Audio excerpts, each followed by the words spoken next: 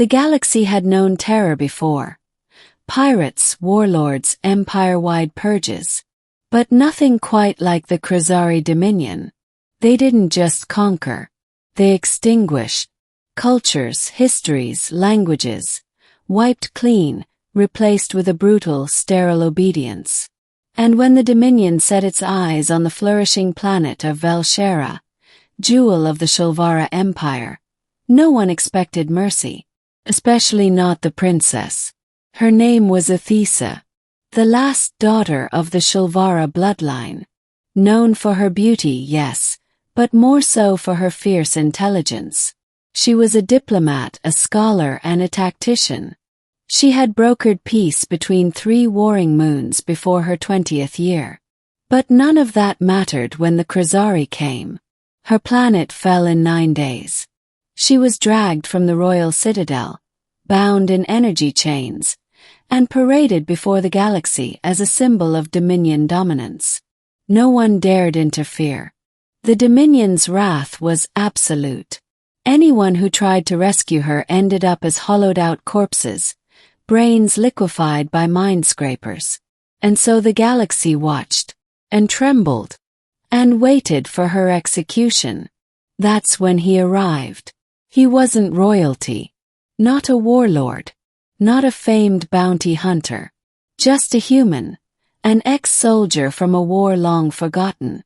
He went by one name now. Ronan. No family. No command. No allegiance. Just a battered ship, a pulse rifle, and a quiet, relentless sense of justice. Ronan heard the transmission in a smoky cantina orbiting a dead moon. It was a live feed. Princess Athesa kneeling in chains before a jeering crowd on Dominion-controlled Krasar Prime. She was to be executed at dawn, publicly and slowly. Most of the cantina ignored it. Some cheered. Others turned away. Ronan stared at the screen for a long time. He took a sip of his drink. Then he stood, walked to his ship, and launched without saying a word. The Iron Requiem was old, loud, and barely held together, but it had stealth plating older than the Dominion itself.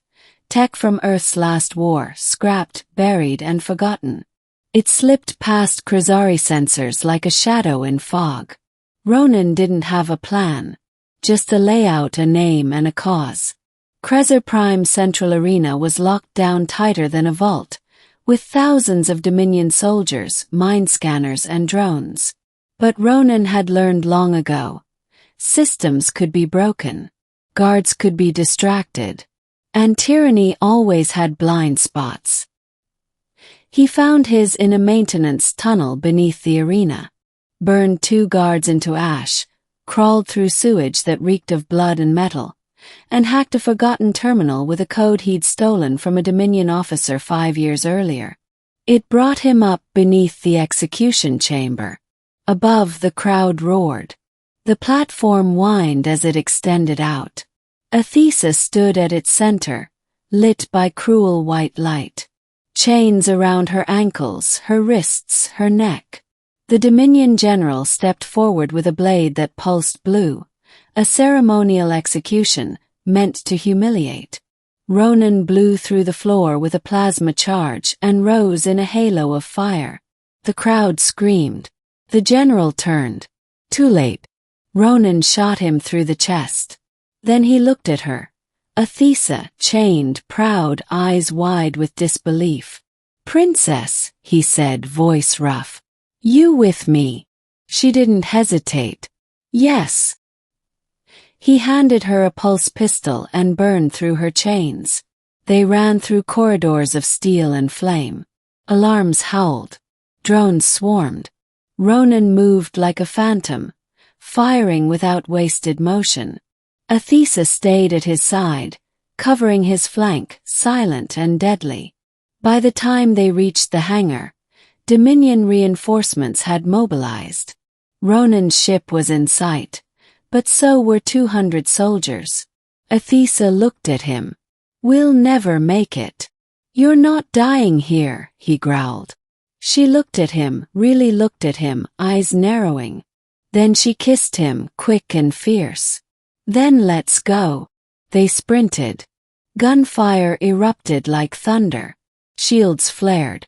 Pain lanced through Ronan's side, but he kept moving. The iron requiem's hatch opened, and he shoved her inside, turned, and unloaded his last grenades. Flames lit the sky. And then they were gone, space folding around them as they leapt into hyperspace, leaving chaos behind. The galaxy went mad. Someone had rescued the princess. Human. The Dominion offered a 1 billion cred bounty. Planets were blockaded. Fleets scrambled. But Ronan and Athesa vanished into the dark. For weeks, they drifted from moon to moon. Athesa recovered. Ronan's wound festered, then healed. They learned to trust each other. Then to laugh. Then to feel. He taught her to shoot Terran style, short bursts, low stance. She taught him how to speak the old tongue of her people, with words that sounded like songs. They watched old Holovids together, argued about Terran coffee versus Shulvara tea. They kissed again, then again, and somewhere between fleeing and surviving they loved. But peace never lasts.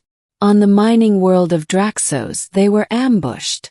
A bounty hunter, a Dominion contractor with a cloak of shadows and a gun that whispered death, cornered them in an abandoned shaft. Ronan took a shot to the leg. Athesa's gun was kicked from her hand. The hunter raised his weapon. "You're worth more alive," he told her. Ronan bled, crawling. "Don't touch her." The hunter laughed. "Or what, human?" That's when Athesa lunged, knife in hand. She buried it in his throat. He collapsed without a sound. Ronan blinked. "Where the hell did you get a knife?" "Your boot," she said, breathless. He laughed through the pain. They needed help. That meant allies. But who in the galaxy would dare side with a fugitive princess and a wanted human? Turns out more than they thought. The rebellion was scattered. Small cells, rogue captains, exiled nobles, but they were out there. And the rescue had lit a spark. Ronan became a symbol. The human ghost. A warrior who defied the Dominion alone. Athesa became more than a princess. She became a beacon. She addressed the underground in coded transmissions. "You watched me fall. But one man stood. Will you stand now with us?" They did.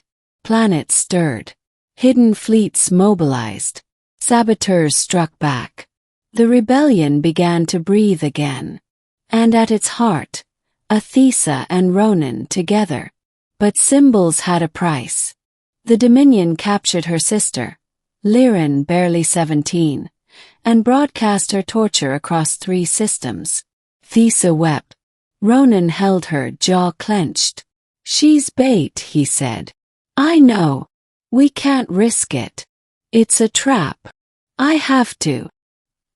He looked at her and saw not a princess but a queen. "Then I go with you," he said. The prison world of Varnak was hell. Acid rain, black skies, and towers that clawed the sky. They infiltrated in silence, cloaked in stolen gear. What they didn't expect was Liren already dead. Strung up. Message.